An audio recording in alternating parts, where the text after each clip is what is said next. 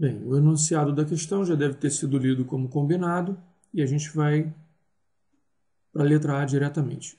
Mas antes eu vou comentar aqui mais ou menos o que ocorre, né? Os dois corpos foram abandonados no mesmo instante, de modo que vão chegar juntos aqui no ponto mais baixo da trajetória deles, né? Inicialmente, ambos só tinham energia potencial gravitacional, uma vez que foram abandonados, logo saíram do repouso, a velocidade inicial de ambos era zero. Logo, a energia cinética deles, inicial, era zero. Vão chegar juntos aqui porque B e B significa fios de mesmo tamanho, e 60 graus, o mesmo ângulo. Logo, eles estão à mesma altura em relação a esse ponto. É por isso, então, que eles vão chegar juntos. Desprezada a resistência do ar, desprezada qualquer outra forma de interação que não seja a com o campo gravitacional e a com o vínculo que eles indicaram aqui, que é o fio, né? Então, você tem, num caso como esse, um movimento num campo chamado conservativo, que é o campo gravitacional. O campo conservativo é aquele que permite a conservação da energia mecânica, ou energia total do teu sistema, né? Então, eu posso aplicar o princípio de conservação da energia na solução dessa questão, o que indica que a energia total no início é igual a energia total no fim, tanto para o corpo de massa 2m como para o corpo de massa m. A energia total é a soma da energia cinética com a potencial. Aqui a gente só vai ter energia potencial gravitacional, não há mola no sistema. E aplicando para o corpo 1, essa equação aqui, né, aplicada para o corpo 1, ela me gera essa outra equação. Por quê? Porque, como eu já comentei, a energia cinética inicial é zero. Logo, toda a energia mecânica inicial é potencial gravitacional, que é expressa por mg vezes h. E no fim, quer dizer, o fim é esse ponto aqui, ó. O corpo vem descendo e chega aqui. Aqui é o fim. O início é aqui. Ele saiu com velocidade zero e chegou nesse ponto com uma velocidade v1. Portanto, a energia cinética dele é calculada como mv1 ao quadrado sobre 2. E a potencial gravitacional? É nula, porque a altura do corpo 1, quando chegar aqui, é zero, porque a gente está tomando esse ponto aqui como referência para cálculo da nossa altura. Não tendo, então, energia potencial gravitacional, a nossa equação se resume a isso. Posso, então, cortar os m's. Mostro aqui o valor de h, que é esse pedaço que vem daqui até aqui, e digo, h é igual a b menos b cosseno de 60 graus. Por quê? Todo esse comprimento aqui vale b, que é justamente o comprimento do fio que vai caindo por aqui junto com o corpo, né? O fio vem acompanhando, né? E quando o corpo chega aqui, todo esse comprimento é exatamente o comprimento do fio, que vale b.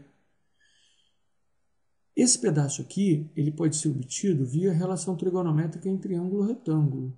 Como você tem esse ângulo, você pode dizer que esse lado aqui, esse cateto, ele vale b cosseno de 60 graus. Tá lá. Então, o meu h, que é esse pedaço, ele vai valer tudo, que é b, menos esse outro pedaço aqui, que é b cosseno de 60 graus. É exatamente o que eu escrevi.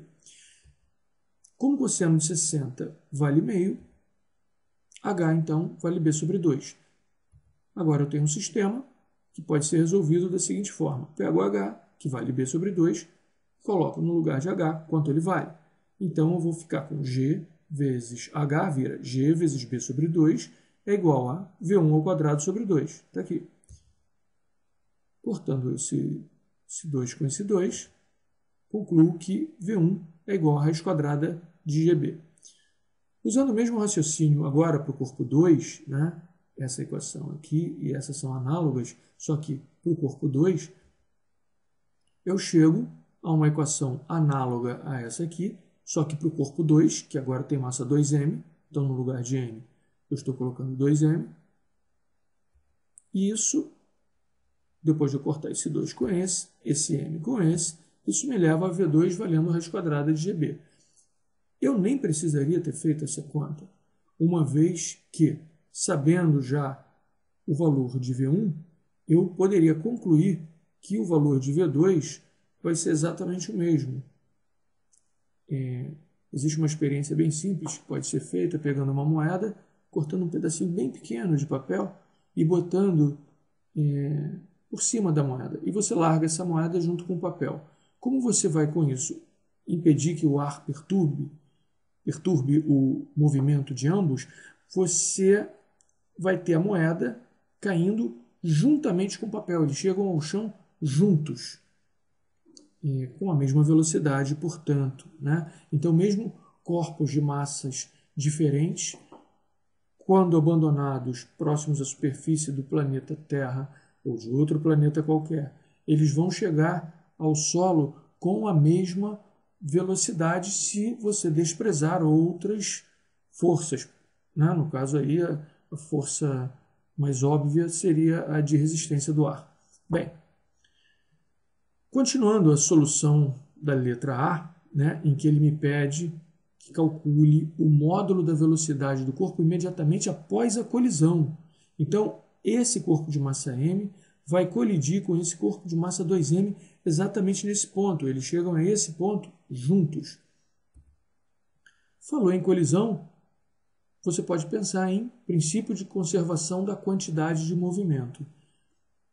A quantidade de movimento é uma grandeza que se conserva quando a força resultante externa ao sistema é nula. E é o que vai se dar nessa colisão, porque quando 2m chegar aqui junto com m, não é que não haja força externa. Ambos estão sujeitos aos seus pesos e às trações no fio que os prendem. No entanto, quando eles chegarem aqui, a resultante dessas forças é zero.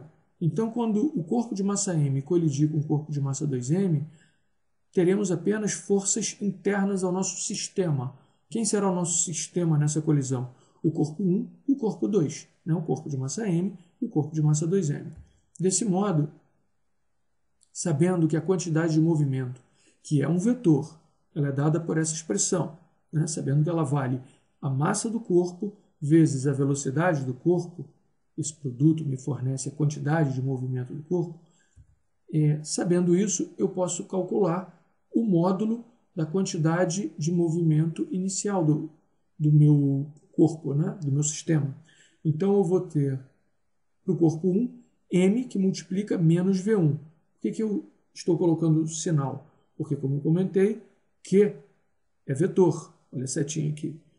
E uma vez que é vetor, quando eles forem colidir aqui, cada um está andando num sentido. Então, eu tenho que definir um sentido como positivo e o outro, o oposto a ele, vai ser negativo, obviamente. Então, V1, nesse ponto aqui, está para a minha esquerda. E eu vou botar o sinal negativo em V1 por conta disso.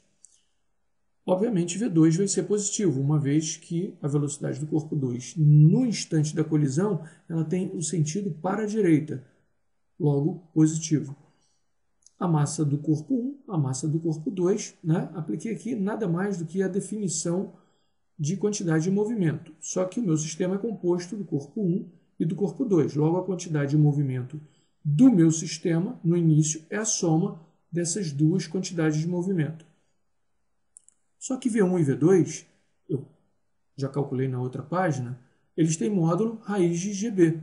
Substituí aqui e obtive QI igual a esse valor.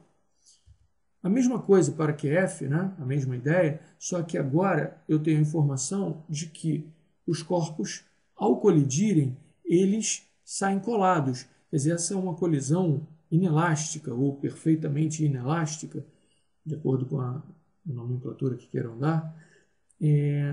Como eles saem juntos, grudados, o novo corpo que se forma é um só e tem uma massa dada pela soma da massa do corpo 1 com a massa do corpo 2. E o produto por uma velocidade, que é a velocidade após a colisão, que é justamente o que ele me pede, né? A velocidade do corpúsculo imediatamente após a colisão em função de B e G. Bem, a partir disso, então, eu posso dizer, aplicando o princípio de conservação da quantidade de movimento, que a quantidade de movimento no início, que a gente calculou e vale m raiz de GB, está aqui, é igual à quantidade de movimento no fim, que é 3mV', está aqui. Cortando m, eu concluo que V' é igual a raiz de GB sobre 3. Muito bem. A letra A está encerrada.